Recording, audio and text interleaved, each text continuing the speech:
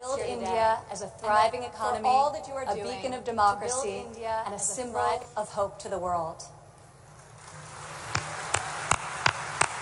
What you are achieving here is truly extraordinary. From your childhood selling tea to your election as India's Prime Minister, you've proven that transformational change is possible.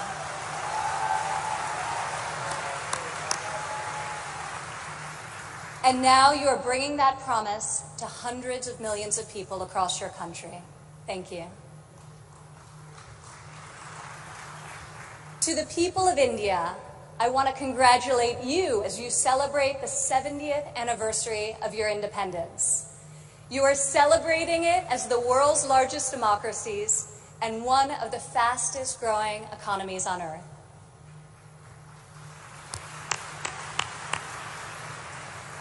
Through your own enterprise, entrepreneurship, and hard work, the people of India have lifted more than 130 million citizens out of poverty. A remarkable improvement, and one I know will only continue to grow under the leadership of Prime Minister Modi.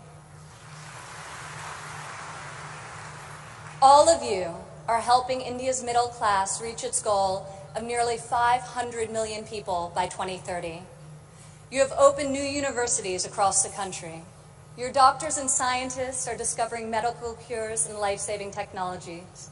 Your engineers and your architects have built modern wonders that grace your skies. And Indian spacecraft have traveled to the moon and to Mars. The people of India inspire us all.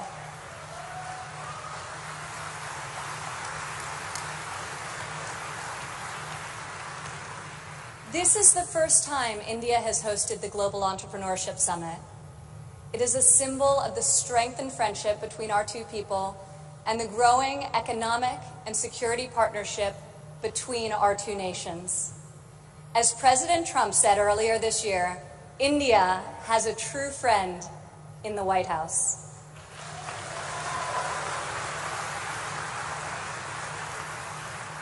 I would like to thank the State Department for co-hosting this incredible gathering. I would also like to thank Governor Narasimhan and all elected Indian officials who are here with us tonight for welcoming us to your beautiful country. Thank you. It's incredible to be in this ancient city brimming with transformative technology. Now, your tech centers may even outshine your world-famous biryani. Maybe. CEOs like Microsoft Satya Nadella went to school right here in Hyderabad.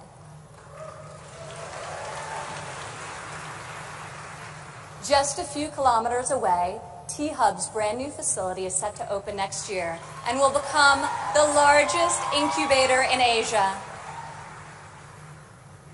In this city of pearls, the greatest treasure is you, the dreamers, the innovators, entrepreneurs, and leaders who never give up, never abandon your aspirations, and always strive for a better tomorrow. Today, we come together to celebrate what is happening here in India, what is happening in the United States and all over the world. Entrepreneurs are revolutionizing our economies and improving our societies. You are rewriting the rules. You have the inspiration and drive to serve our communities through the projects you start and the businesses you build. You have the grit, the perseverance, and the will to succeed. Each of you started with an idea. You've worked long days and nights to code the next robot, create the next app, find the next cure, and discover the next breakthrough to improve the lives of millions of people. Some may have tried to convince you that the risks are too great, the rewards too small. But you are here today because you are not afraid to fail. You want to own your future. So I want to congratulate you on all that you have already accomplished.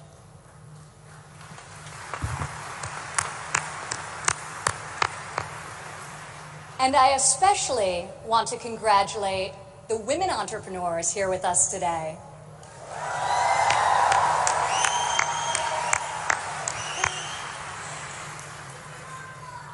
Thank you. This year's summit is focused on a theme that is key to our future: women first, prosperity for all. I'm proud to say that for the first time ever, women make up the majority of the 1,500 entrepreneurs selected to attend this summit.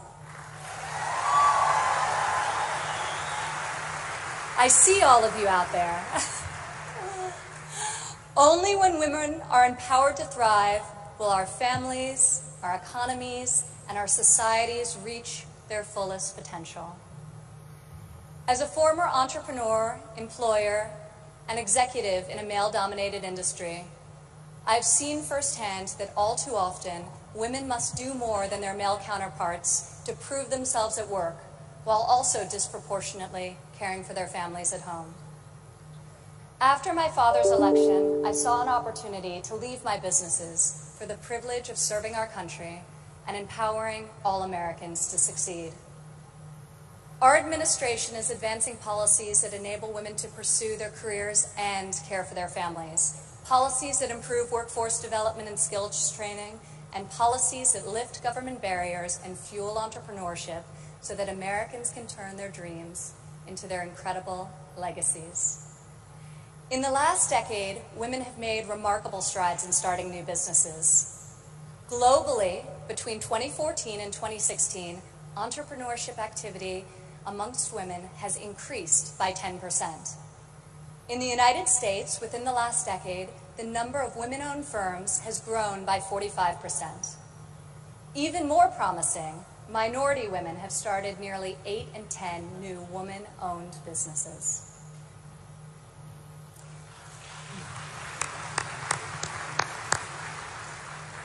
Today, more than 11 million women in the United States own businesses. They employ nearly 9 million workers and generate over $1 trillion in revenue.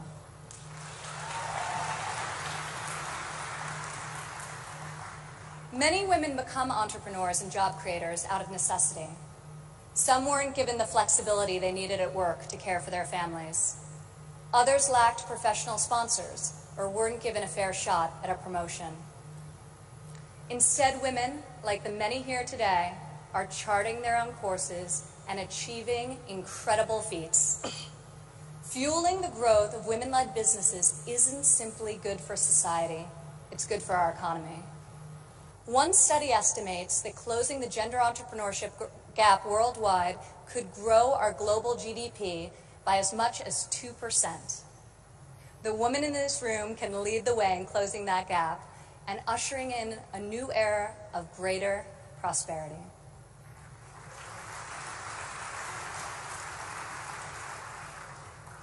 Yet despite the soaring rate of female entrepreneurs, women still face steep obstacles to starting, owning, and growing their businesses.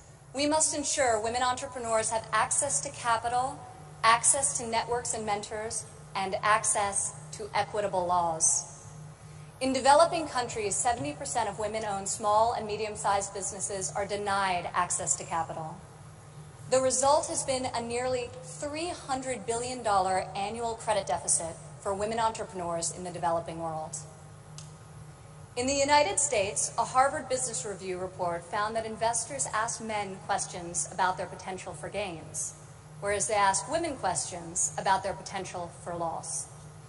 This could in part explain why women entrepreneurs received less than 3% of venture capital funding in 2016. We are working hard to reverse this trend.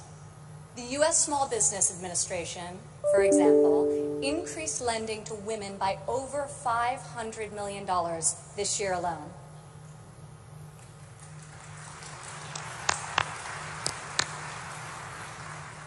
When it comes to networks and mentorship, roughly half of women in the United States say they have difficulty finding a mentor. Yet mentorship is critical to success, as each of you knows. Entrepreneurs need professional guidance to help them start and grow their business. In the United States, we are fostering mentorship through programs such as SCORE, a nationwide initiative where successful men and women coach those who want to become their own CEOs. And when it comes to equitable laws, while many developed and developing countries have made tremendous strides, there is still much work to be done. In some countries, women are not allowed to own property, travel freely, or work without the consent of their husbands. In even more countries, the cultural and family pressure is so great that women do not feel the freedom to work outside of the home. Our administration is striving to promote greater opportunity for women around the world, both through our domestic reforms and our international initiatives. This summer at the G20 conference, the United States was a founding member of a bold new initiative with the World Bank, the Women Entrepreneur Finance Initiative, also known as WEFI.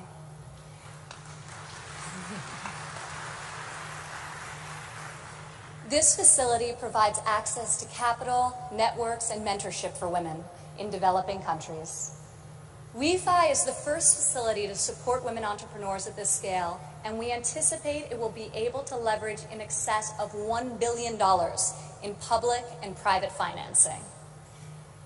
This facility also seeks to address the legal and regulatory barriers that limit opportunities for women entrepreneurs. In the last decade, USAID has promoted women's entrepreneurship through a number of programs, including providing microfinance loans to women in Afghanistan and bringing internet access to women in Nigeria and Kenya. USAID Administrator Mark Green is here with us today. Where are you, Mark? Thank you, Mark. I want to thank Mark and the entire U.S. delegation for their tireless work to improve the lives of millions, both domestically and abroad.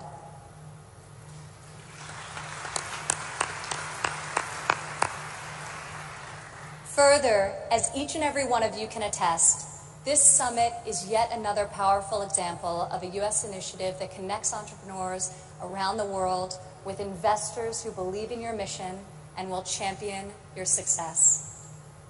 I want to thank the U.S. business leaders who have traveled all the way to Hyderabad for this inspiring event. I also want to congratulate the more than 350 American entrepreneurs who were selected to be with us here today to represent America's brightest talent.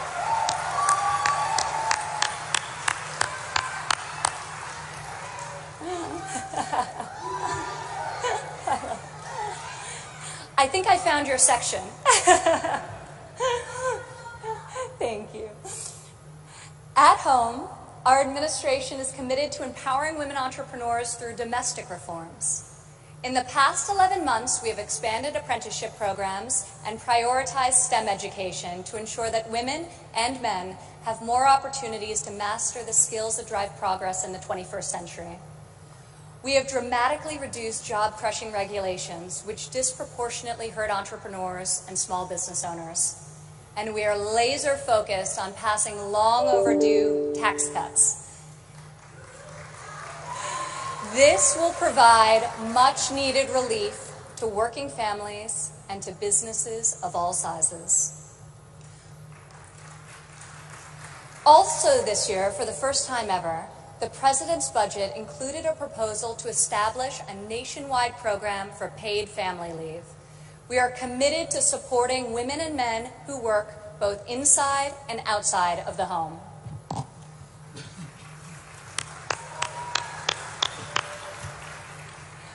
When women work, it creates a unique multiplier effect. Women are more likely than men to hire other women, to give them access to capital, mentorship, and networks. Women are also more likely to reinvest their income back into their families and their communities. Here in India, I want to applaud Prime Minister Modi for his firm belief that the progress of humanity is incomplete without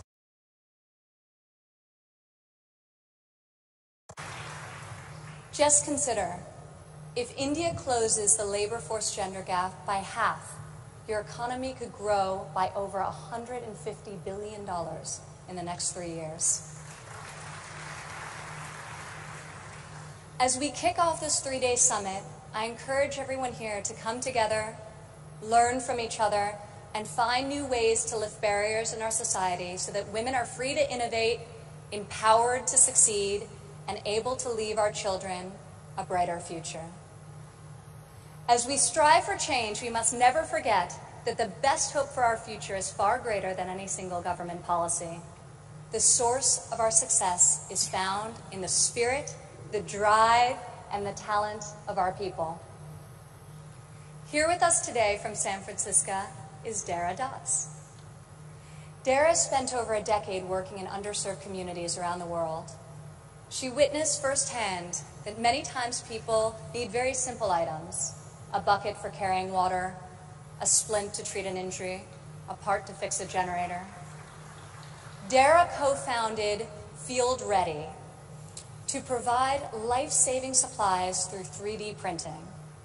Today, Dara's company responds to disasters all over the world and delivers humanitarian aid with cutting-edge technology. Through her innovative solutions, Dara is saving lives and bringing hope to thousands of communities. Thank you, Dara. Please stand up, Dara.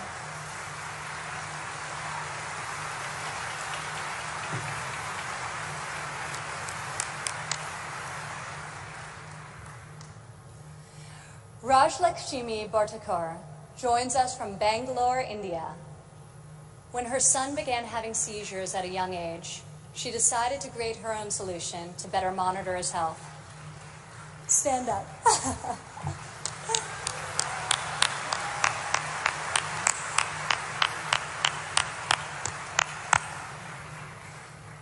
She invented a smart glove that predicts, manages, and detects different diseases and disorders using artificial intelligence.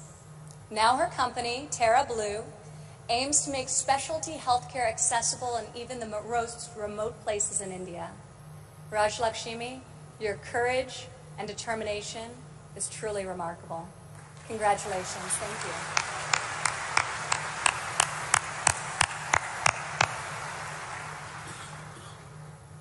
Also here with us today is Rayan Karmalova from Azerbaijan.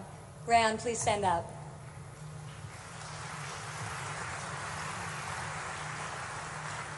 You all won't believe this, but Rayan is just 15 years old. But that has not stopped her from founding a company that harvests energy from rainwater. Rayan has a powerful motto: light up one house at a time.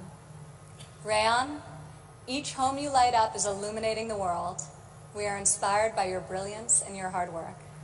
Thank you.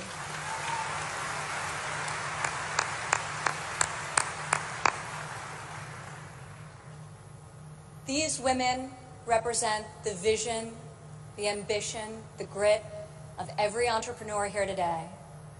You are saving lives, creating jobs, and bringing hope to our communities. You are transforming our societies one business and one customer at a time. You prove to the world that we have the power to rise above the challenges of our day and to pioneer new pathways forward and to leave our mark on this moment in history. Just think about how much better the world would be if all of us, men and women, are empowered to dream big, aim high, and work together towards a more just and prosperous future.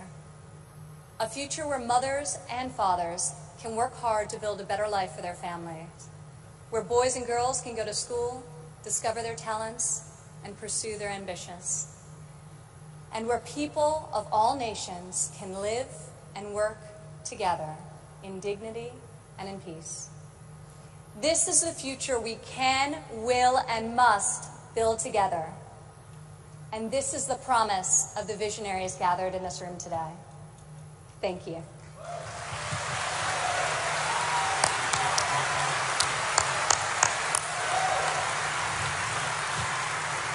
Thank you, Ms. Ivanka Trump.